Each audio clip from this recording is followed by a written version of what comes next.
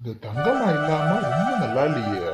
வாய்க்கு ருசியா சாப்பிட முடியல, ஒண்ணும் செய்ய முடியல, ஒரு டீ போட்டு கொடுக்க ஆள் இல்ல, எந்த வேலையும் செய்ய வீட்டுல ஆள் இல்லையே. இது இல்லாட்ட நம்ம நிலைமை அதோ இதுதான் போல இருக்கு. இந்த கடையில ரெண்டு தோசை சாப்பிட்டு வந்தேன், வயிறு பசியே அடங்கல. வயிறு பசிச்சுக்கே இருக்கே, கடமுட கடமுட கடமுடன்னு. கிச்சன்ல போய் ஏதாவது இருக்கான்னு பாப்போமா, சிம்பிளா ஏதாவது செய்ய முடியுமான்னு ட்ரை பண்ணி பார்ப்போம். ரொம்ப வயிறு பசி கிள்ளுது, தூக்கமே வராது போல. ம், என்னமோ போன் அடிக்குதா, யார் இந்நேரம் போன் பண்றது? தங்கமாதையும் பண்றாளோ, எடுத்து பேசுவோம். இது அந்த தொப்பிக்கார நம்பர் இல்ல, நீ குடுத்தியா இல்ல? அவன் எதுக்கு இந்நேரம் கூப்பிடுறியா நமக்கு தேவையில்லாம? ஹலோ, சொல்லுப்பா தம்பி, என்ன விஷயம் இந்நேரம் கால் பண்ணிருக்க? அண்ணே வணக்கம்ண்ணே, நீங்களாண்ணே? சரிண்ணே சரிண்ணே. மிஸ்டு கால் வந்துருந்துச்சு. நீங்க அப்ப மிஸ்டு கால் விட்டீங்கல்ல, நம்பர் சேவ் பண்ணாம விட்டுட்டேன். அதை யாருன்னு தெரியாம கூப்பிட்டு பாப்பேன்னு கூப்பிட்டு பார்த்தேனே. ஓஹோ அப்படியா? நான் கூட ஏதோ முக்கியமான சங்கதி போல. ஒருவேளை அங்கம்மாவை போட்டு தள்ளிட்டியோ என்னமோன்னு நினைச்சுதான் சந்தோஷமா போன் எடுத்தேன். இதுக்குதான் போன் பண்ணியாக்கா. கவலைப்படாதீங்கண்ணே, சீக்கிரமாவே நீங்க ஆசைப்படுறத நிறைவேற்றிடுறேனே. என்ன அந்த பொம்பளை போட்டு தள்ளுறது கொஞ்சம் சாதாரண விஷயம் கிடையாது. அந்த பொம்பளை கூட எப்பயுமே ஒரு கூட்டம் சுத்தியே இருக்கேனே. அதனாலதான் கொஞ்சம் யோசனையா இருக்கு.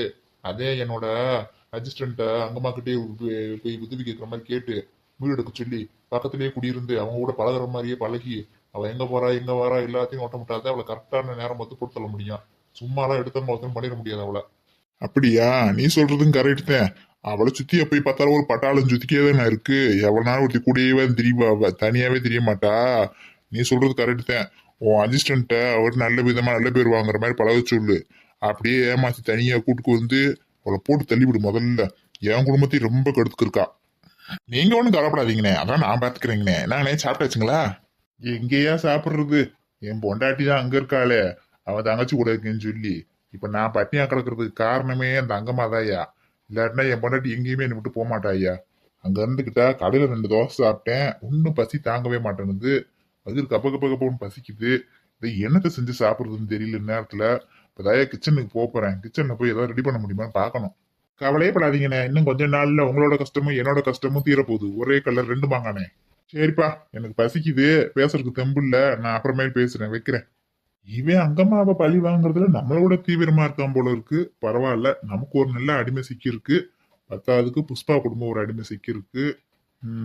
எல்லாத்தையும் வச்சு இந்த அங்கம்மா குடும்பத்தை ஒண்ணுமில்லாம ஆக்கி விடணும். அப்பனாதான் நிம்மதியா இருக்க முடியும். நம்ம தான் நல்லா இருக்கணும்.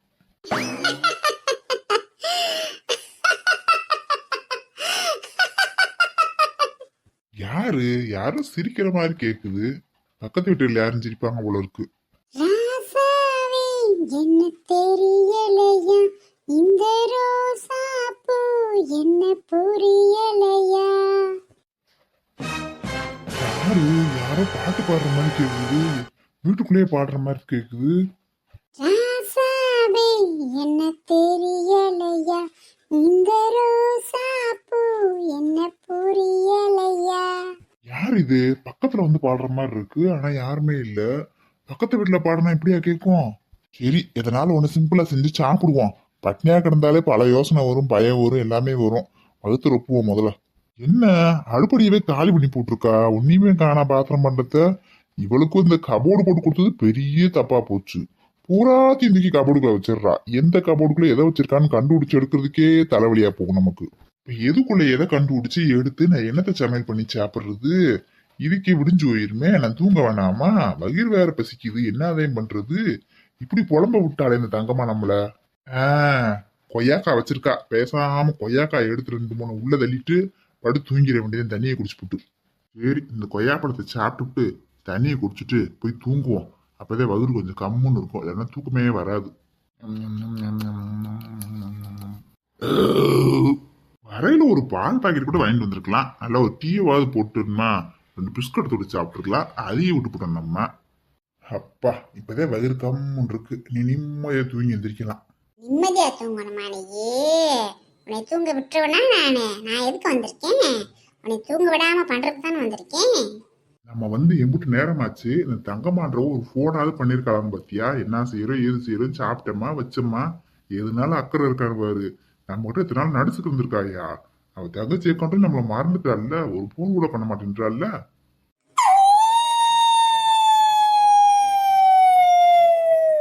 என்ன சத்தம்? ஊன்னு யாரோ கத்திர போல சத்தம் கேக்குது.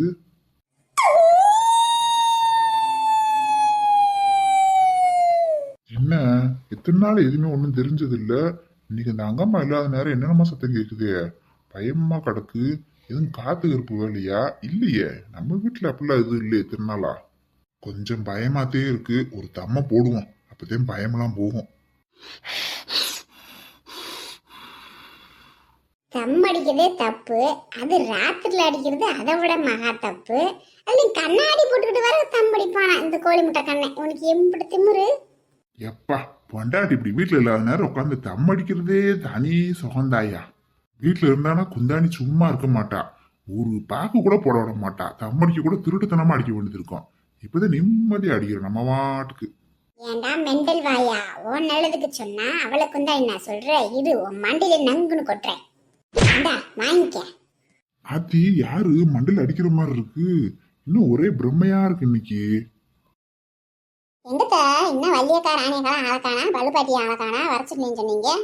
வருவாளுங்கம்மா, இனி அவளுகளும் பிள்ளை எல்லாம் பார்த்து சோறாக்கி குழம்பு வச்சு வீட்டுல பார்த்து தானே வருவாளுங்க. பாவம் எல்லாம் வேலையை போட்டா வர முடியும்.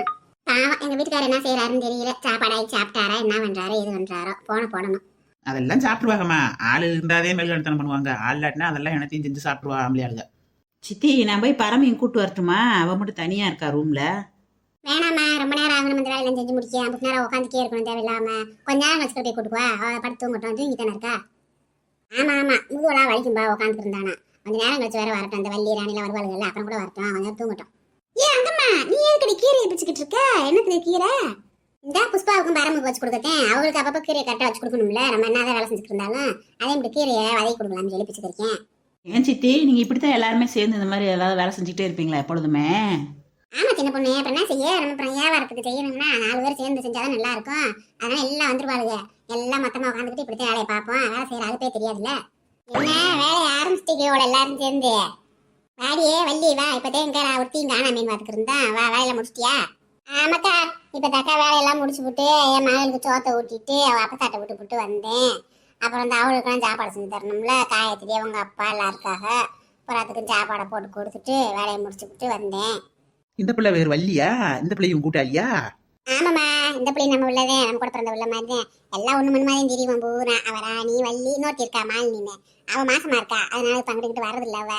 அவ வருவா. பரவாயில்லையே, நல்ல நீங்க ஒரு பட்டாள மாதிரி தெரிவிங்களா மொத்தமா கலகலகலன்னு பேசிக்கிட்டு சிரிச்சுக்கிட்டு. ஆமா, அப்படின்னா நல்லா இருக்கும். சும்மா வீட்டுக்கு ஒத்தையிலே வெறுக்கணும் உட்காந்து என்ன செய்யறது? 4 பேர் குடிப்பு ஒரு வேலையை பார்த்துக்கிட்டே வெட்டியை பார்த்துக்கிட்டு நம்ம வாட்டுக்கு 4 நாட்டு நடப்பு எனக்கு நானும் போனது வந்து பேசிக்கிட்டா நல்லா இருக்கும். இவங்க யாருக்கா இந்த பாட்டி புதுசா இருக்காங்க? இவங்க வேண்டிய எங்க அண்ணன் மகன் இருக்குல்ல லட்சு, அவங்க மாமியா வந்திருக்காங்கல்ல. லட்சு வந்திருக்காங்கல்ல. ஓ அப்படியா, நீ சொல்லுவியே அவங்க அண்ணன் மக அந்த பிள்ளை கல்யாணம் முடிச்சுட்டு போயிடுச்சுன்னு. அவங்க மாமியாவது? சரி, நல்லா ஆளாத்தே இருக்கா, நல்லா நம்ம மாதிரி பேசுறாங்களே கலகான்னு. ஆமாம்மா, நமக்கெல்லாம் உம்முன்னு இருந்தா பிடிக்காது. நாளை யாருனாலும் எந்த நாளும் பேசியே இருப்பேன். என் மருமக அப்படி இல்லை, அது உண்மை கட்டியான். அது யார்ட்டையும் பேசாது, அது வாட்டில் இறி போய் தெரியும். அந்த பிள்ளை சின்ன வயசுல இருந்தே அப்படித்தாங்கம்மா. இது யார்கிட்டயும் அதிகமா பேசாது, எப்பயுமே கம்முன்னதே இருக்கும். அது அப்படியே பழகிருச்சு. ஆமா நல்ல கலகலன்னு பேசிக்கிற பிள்ளைல கூட நம்பிடலாம். இந்த மாதிரி கம்மு ஊம கட்டிய மாதிரி இருக்குது, இல்லாத வேலையெல்லாம் பண்ணுங்க. அதனால லவ் மேரேஜ் பண்ணிருக்கா. லவ் மேரேஜ் ஏக்கா குண்டக்கா இப்படி எலுமிச்சை பத்தி எனக்கு கொடுத்துருக்கீங்களே, எதுக்குக்கா? அதெல்லாம் ஜூஸ் ஓட்டா குடிக்க போறோம் நம்ம. எதுக்கு புளிய சொன்னீங்க? இல்ல சமதி, ஜூஸ் போடுறதுக்கு இல்ல, இதை பூரா அறுத்து உங்க தலையில தடவிக்கங்க. உங்களுக்கு பிடிச்சிருக்க பைத்தியம் பூரா போயிடும். ஏக்கா, அது லெமன் தொக்கு செய்யறதுக்காக புளிய சொல்லியிருக்காத்த. நல்லா புளிஞ்சு வைங்க, கொட்டையெல்லாம் தனித்தனியா எடுத்துட்டு. அப்பதான் தொக்கு செய்ய முடியும், இல்லைன்னா கசக்கும்ல.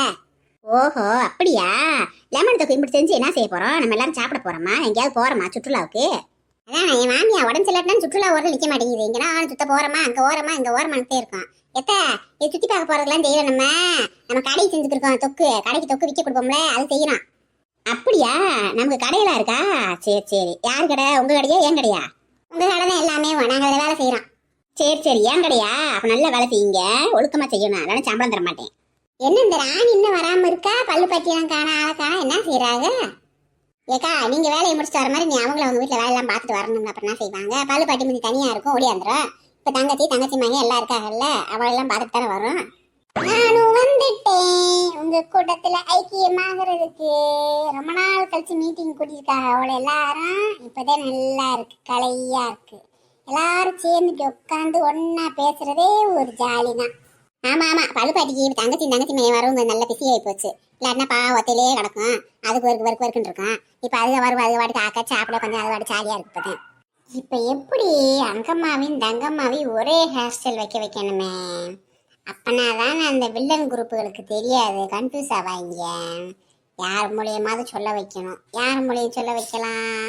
ஆ, அத்தைதான் கரெக்ட். இப்ப அத்தைதான் புத்தி சூதானம் இல்லாம இருக்காங்க. அவங்க சொல்ற மாதிரி சொல்லுவோம். அப்பனா நம்ம அத்தை மேல போறோம், அத்தை சொல்ற மாதிரி விஷயத்த சொல்றோம். மன்னிச்சிருங்க மாமியாரே, நான் உங்க உடம்புக்குள்ள போறேன். ஏக்கா குண்டக்கா, நீங்க 2 பேரும் பாக்கிறதுக்கு ஒரே மாதிரி இருக்கீங்கல்ல, நீங்க ஒரே மாதிரி தலை சீவனா இன்னும் சூப்பரா இருக்கும்ல. இதுக்கு வேற வேற மாதிரி செய்திருக்கீங்க. நீங்க விரிச்சு போட்டிருக்கீங்க மண்டைய, நீங்க என்ன கொண்டை போட்டிருக்கீங்க. 2 பேரும் ஒரே மாதிரி சேலை போடுங்களேன், சூப்பரா இருப்பீங்க. நல்லா ஒரே மாதிரி சேலை கட்டுங்க, எனக்கு ஆசையா இருக்குங்களா அப்படி பாக்கணும்னு. எத்த அதுவே எங்களுக்கு இருக்கிற வித்தியாசம். அதையும் ஒரே மாதிரி செஞ்சா அப்புறம் யார் அங்கம்மா யார் தங்கம்மான்னு தெரியாம பாக்குறவங்க குழம்பு போறதுக்கா? எனக்கு அதெல்லாம் தெரியாது குண்டக்கா. நீங்க 2 பேரும் ஒரே மாதிரி தலை ஜீவி காட்டுங்க, எனக்கு ஆசையா இருக்கு. என்னடி உன் மாமியா ரொம்ப சினுங்குது? அதான் தெரியலையே, சின்ன பிள்ளை பேசிக்கிட்டு அது வாட்டுக்கு. இப்ப என்னத்த செய்யணுன்றீங்க நீங்க? எனக்கு இப்ப நீங்க அடம் பண்ணிக்கிறீங்க தேவையில்லாம. எனக்கு தெரியாது, நீங்க 2 பேரும் ஒரே மாதிரி சடை போட்டு ஒரே மாதிரி சேலை கட்டணும், இல்லாட்ட நான் சாப்பிட மாட்டேன். சரிதா சரி, இப்ப என்ன உங்களுக்கு நாங்க 2 பேரும் ஒரே மாதிரி சேலை கட்டி ஒரே மாதிரி சடை போடணும், அப்படித்தானே? செஞ்சிடுறோம். சாப்பிடுவீங்க இல்ல மத்தியானத்துக்கு? சாப்பிடுவேன். சகுப்பு சேலை கட்டின குண்டாக்கா சூப்பர் சொன்னானே சரின்ட்டாங்க. சீனியம்மா பார்த்தா இப்படி ஆகி போச்சேக்கா. சின்ன பிள்ளை அது பாட்டுக்கு சேட்டை செஞ்சு தெரியுது நல்லா.